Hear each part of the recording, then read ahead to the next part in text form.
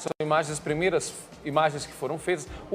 A imagem que a gente tem, a sensação que a gente tem é de um imóvel revirado ali. Mas assim, não dá para você julgar para saber o que provocou efetivamente isso, entendeu? Se foi ele que passou mal e aí se debateu ou se aconteceu alguma outra coisa. Mas o importante é que o doutor Itagiba, até para a gente deixar isso muito claro, apesar destas imagens, apesar dele confirmar que foi encontrado acho que sangue na mão dele, aparentemente não há uma suspeita de homicídio. Então essa investigação, embora seja feita pelo Departamento de Homicídios, não é a linha da investigação. O próprio doutor Itagiba Franco já falou isso pra gente, né, Cris? Acabou de falar. Sem dúvida nenhuma. E o mais importante, né, Celso? Muitas pessoas se perguntaram por que mandar alguém dar homicídios para esse caso se está descartada a possibilidade. Porque no primeiro momento não se sabia o que tinha acontecido. Esse é o papel da investigação. É então, sabendo que tinha um corpo ali, mandaram alguém dar homicídio, eles estão investigando, agora descartado.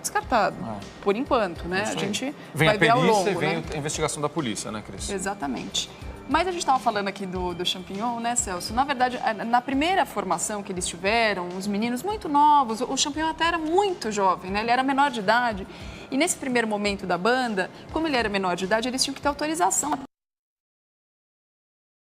Verdade. Né, Miguel? Então, assim, todos eles muito jovens, então aprendendo juntos a tocar, a cantar, a compor, porque o Chorão foi um grande compositor, um letrista também. Ele chegou a ganhar um Grammy latino, né? Foi reconhecido mundialmente o talento dele. E a maioria das letras era dele, né? Da banda. Exatamente, exatamente. Sempre foi reconhecido por isso. Fez até uma música para Cássia Eller, que infelizmente não deu tempo dela gravar, mas muitas pessoas gravaram músicas do Chorão. E aí, já em 2000, o primeiro guitarrista da banda, o Castanho, já tinha pedido para sair alegando divergências pessoais. Foi o primeiro a sair da banda. Aí depois, em 2005, mais 3 integrantes pediram para sair alegando divergências musicais. Isso acontece, a gente já viu em todas as bandas de rock. Né? Isso assim, pouquíssimas conseguem ficar, né? A polêmica é um dos ingredientes, né, desse Porque a estrada mundo. deixa o conflito muito mais forte, Claro. né? Viaja junto, faz show junto. Às vezes um tem a personalidade mais forte. O Chorão, a gente sabe que tinha uma personalidade muito forte. Ele era o líder da banda, ele Inclusive, se impunha. E ele foi o único que ficou o período todo, né, Miguel? Desde o início da banda, né? Muitas trocas aconteceram, só ele que fundou e que ficou o período todo. E ele tinha uma convicção muito forte do estilo musical, das letras, do que ele queria para a banda. Ele sabia o que ele queria, porque ele tinha influências musicais, claro, de Red Hot Chili Peppers, hip hop americano. Ele misturou o reggae, o rock, fez uma salada aí que deu muito certo. Verdade. Né? Teve influência do Raimundos também, que já estava fazendo isso aqui no Brasil. Então, ele tinha essa convicção. Então, essa questão do dinheiro, para ele, pegava muito. Porque ele achava que, como ele disse ali, alguns integrantes poderiam ser vendidos. Porque começa a ganhar muito dinheiro, começa a atrapalhar também, começa a dar ruído. Porque, eu tô ganhando dinheiro, então, quer dizer, eu sou rock, eu sou skatista, eu posso ficar rico, o que eu vou fazer com tanto dinheiro? Mas faz parte, o cara tá fazendo sucesso, tá ganhando dinheiro, tem que ganhar dinheiro mesmo, isso é assim mesmo, e eles acabam crescendo. E os fãs crescem junto com eles, né? Porque a verdade é essa. Então, assim, essa é uma das bandas, o Brasil tem o histórico de poucas bandas que sobreviveram tanto tempo. Miguel sabe bem disso, né, Miguel? Então, assim, poucas bandas conseguem sobreviver. Algumas tentam voltar, outras não conseguem. O Charlie Brown, apesar dessas dificuldades aí no meio agora, dessa primeira década dos anos 2000, apesar disso, é uma banda que estava sempre aí. Então, estava no mercado, estava fazendo show, né? O Chorão ia fazer 43 anos agora, no dia 9 de abril. Jovem demais. Mas a banda estava aí, né? Com todas essas polêmicas, estava aí. A banda tinha um público muito fiel. Eu me lembro mesmo de ser adolescente e começar a escutar o Charlie Brown Jr. até por conta do meu irmão Gabriel, que era muito fã do Charlie Brown. E esse público acompanhou ele desde a adolescência. Foi acompanhando da juventude. É um público que está chegando aí na fase dos 30 anos, que era adolescente no final dos anos 90. E continua indo aos shows do Charlie Brown. E eles não dependiam nem muito, às vezes, da mídia, da rádio, porque já tinha um público cativo que iam aos shows, independentemente deles estarem ou não tocando na rádio. Isso tem a ver também com um segmento, né, com a história do skate. Então, assim, existe uma tribo que apoia. Vou passar aqui na frente de vocês. Vem cá, deixa eu abrir nossa janela aqui, porque a Fabiana Teixeira continua na porta do prédio onde o Chorão estava, onde o corpo foi encontrado, onde ele morava em São Paulo, em Pinheiros, na zona oeste da capital. Diga, Fabiana. Bem, Celso, agora aqui é aguardada a saída das duas primas do Chorão, inclusive uma delas a apresentadora Sônia Abrão, que chegou muito cedo aqui, muito abalada com a perda do primo e também do irmão do Chorão, que chegou na sequência por volta de umas 9 horas da manhã. Ele que foi informado da morte do irmão e veio imediatamente aqui para a zona oeste de São Paulo. É aguardada também a chegada da ex-esposa do Chorão, o Chorão que teria se separado em novembro de 2012. Inclusive, essa poderia ser uma das causas causas da depressão, já que é falado por aqui que Chorão estava passando por um momento difícil na vida dele, estava realmente passando por um processo de depressão. A gente aguarda aqui a saída dessas pessoas. O doutor Itagiba também deu mais uma informação, viu, Celso? As testemunhas já começam a ser ouvidas com relação a esse caso, inclusive um dos vizinhos, que na terça-feira de manhã teria ouvido muito barulho no apartamento do Chorão. Esse vizinho vai ser ouvido, juntamente também com o motorista que chegou aqui e o segurança do Chorão, que teria a chave do apartamento e foi quem abriu o apartamento às 5 horas da manhã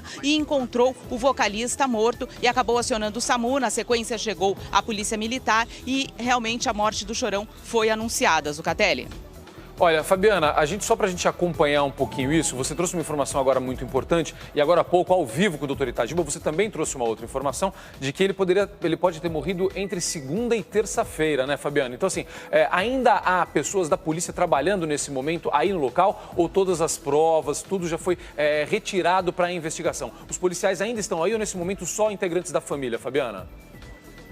Não, Zucatelli, nesse momento apenas integrantes da família estão aqui no apartamento. A polícia já deixou o local, o doutor Itagiba continua dando algumas entrevistas por aqui, mas realmente o trabalho da perícia já foi realizado. Mas eles retiraram muito material, alguns sacos foram retirados do apartamento. Todo esse material vai ser analisado e vai ajudar sim na investigação, juntamente com o laudo do ML. Vai ser feito um exame toxicológico que realmente vai detectar se houve uso de substâncias ou não pelo Chorão, e isso tudo para realmente o doutor Itagiba poder concluir esta investigação juntamente com o depoimento das testemunhas, Zucatelli. Perfeito. Fabiana Teixeira posicionada ali na porta do prédio onde o Chorão morava e onde infelizmente o corpo dele foi encontrado. Fabiana volta a qualquer momento com novas informações, aguardando a saída dos familiares que estão no apartamento, a chegada de outros familiares do Chorão. Cris, Miguel, tem uma nota aqui de pesar, divulgada pela ministra Marta Suplicy, lamentando o falecimento do Chorão.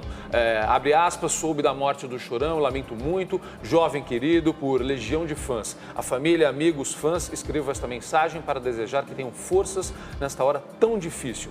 Fecha aspas, palavras da ministra Marta Suplicy, ministra de Estado da Cultura. Está aí, portanto, a nota oficial do governo sobre a morte do cantor Chorão. Cris, Miguel, a gente estava falando um pouquinho sobre o trabalho tão importante do Charlie Brown Jr., especialmente a presença marcante do Chorão. Miguel falava sobre isso, a Cris também, como é importante numa banda, para ela durar tanto tempo, por mais polêmicas que sejam as relações, como é importante um líder para manter essa banda viva. E aí ele falou isso ali no show, aquele dia, né? Ele falou assim, eu sei o que eu fiz para essa banda estar aqui. Como é importante, não é, Miguel?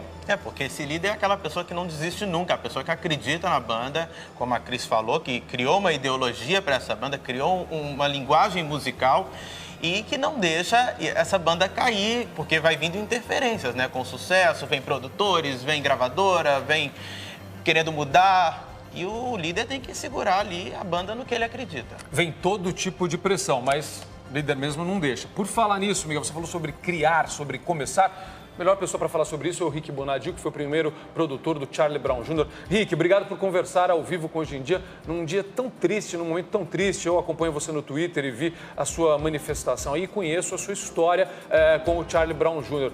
Momento muito triste para a música brasileira, especialmente para quem trabalhou tão perto deles, né, Rick? Bom dia. Bom dia, Celso. Muito triste, eu já acordei com essa notícia e é muito... A gente está com uma dificuldade para ouvir o Rick. Eu vou confirmar com a nossa equipe de áudio aqui se essa dificuldade é só para a gente aqui ou se você aí de casa também. Não, está difícil mesmo, a gente está com um probleminha de comunicação. É um momento super difícil para o Rick, a gente sabe disso. Acompanhei, estava vendo no Twitter a manifestação dele, dizendo que é complicado falar sobre isso, que ele acordou com essa notícia hoje, como todos nós, né? Muitas pessoas, né? Acho que foi a primeira coisa que a gente acabou acompanhando isso. A gente vai recuperar essa ligação com o Rick Bonadio, que, como eu dizia, foi o primeiro produtor da banda. Olha, a gente ainda tem muita informação hoje no programa, a gente vai falar mais sobre a morte do Chorão, que é motivo de muita tristeza para os fãs, para as pessoas da música, para quem acompanha a carreira dele, enfim, para todos nós.